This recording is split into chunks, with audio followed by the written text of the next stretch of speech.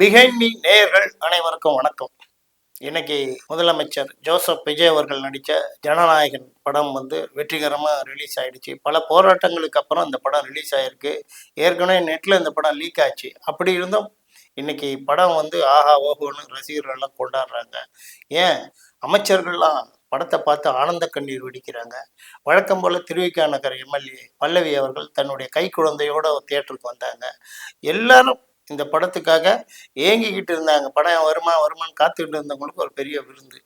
பொதுவாகவே நம்ம முதலமைச்சருடைய அவர் சாதாரண நடிகராக இருக்கும்போது, தளபதி விஜயா இருக்கும்போது அவருடைய ரசிகர்கள்லாம் ரொம்ப கொண்டாடுவாங்க. ஆனால் இப்போ அவர் முதலமைச்சரான பிறகு அவர்களுடைய கொண்டாட்டம் கொஞ்சம் தூக்குதலாக இருக்கு. அதாவது நான் ஒரு தியேட்டரில் போய் பார்த்தேன், ரோகிணி தியேட்டரில். அதாவது பட்டாசு வெடிப்பாங்க, தப்பு கிடையாது. பட்டாசை அப்படியே கையில் எடுத்து சுத்துன்னு சுத்துறாங்க. எத்தனை பேர் மேலே பட்டு எவ்வளவு சூடு பட்டு எல்லாம் துடிக்கிறாங்க. அதை பற்றி கவலைப்படுறது இல்லை. அதே மாதிரி ஒரு ரசிகர், ரொம்ப தீவிரமான ரசிகர்னு நினைக்கிறேன், அவர் என்ன பண்ணுறாரு, கூல்ட்ரிங்க்ஸ் எடுத்து ஒரு ஏசி மேலே ஊத்துறாரு.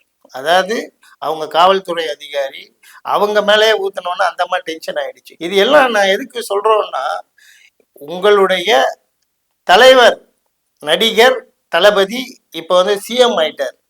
அவருடைய பெயர் கெடாம இருக்கணும். நீங்க இந்த மாதிரிலாம் ரொம்ப ஆரவாரம் பண்ணீங்கன்னா இது உங்களுடைய சிஎம்முக்கு தான் கெட்ட பேர். ஏன்னா எல்லாரும் அவர் ஒரு நல்ல ஆட்சி கொடுக்கணும், மக்களுக்கு நல்லது செய்யணும்னு எதிர்பார்க்குறாங்க. ஆனால் நீங்கள் அவர் பேரை கெடுத்துடுவீங்களோன்னு ஒரு சின்ன அச்சம் இருக்குது. ஏன்னா காவல்துறையை கையில் வச்சிருக்கிற முதலமைச்சர் ஜோசப் விஜய் அவர்கள் அவங்களுடைய ரசிகர்களை கட்டுப்படுத்தணும். அவங்கக்கிட்ட கூப்பிட்டு சொல்லுங்க, எப்போ படம் பார்க்கறதுங்கிறது எல்லாரும் வருவாங்க. அதாவது நீங்க மட்டும் இல்லை, ஓட்டு போட்ட மக்கள் அத்தனை பேரும் படம் பார்க்க வருவாங்க. அவங்களுக்கு எந்த ஒரு இடையூறும் பண்ணாதீங்க. ரசிக்க வேணாம்னு சொல்ல, விசில் அடிங்க, எல்லாம் பண்ணுங்க. ஆனா உங்களுடைய விருப்பம்ங்கிறது அடுத்தவர்களுக்கு வெறுப்பா மாறிடக்கூடாது. நீங்க வெடிக்கிற பட்டாசு, கூல்ட்ரிங்க்ஸ் எடுத்து மேலே ஊத்துறீங்க. பெண்கள்லாம் எவ்வளோ கஷ்டப்படுறாங்க. எவ்வளோ ஒரு முதல் நாள் படம் பார்க்க வர்றதுங்கிறது கஷ்டம்தான். ஆனால் நீங்கள் இந்த மாதிரி பண்ணால் தியேட்டருக்கு எதுக்கு போனோம் அப்படின்னு வெறுப்பு தட்டிடும்.